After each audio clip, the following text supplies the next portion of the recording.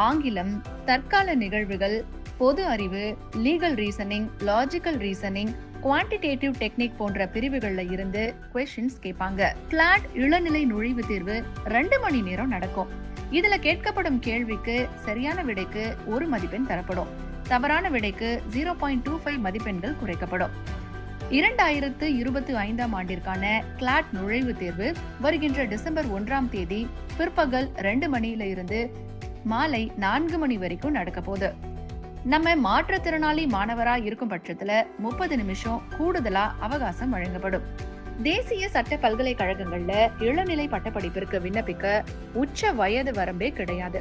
+2 வகுப்புல ஏதாச்சும் ஒரு குரூப் எடுத்த பொதுப்பிரிவு பிற்படுத்தப்பட்ட மாணவரா இருந்தா 45% மதிப்பெண்ணும், ஒருவேளை ஆதி திராவிடர், பழங்குடியினர் மற்றும் மாற்றுத்திறனாளி மாணவரா இருந்தா குறைந்தது 40% மதிப்பெண்ணும் நாம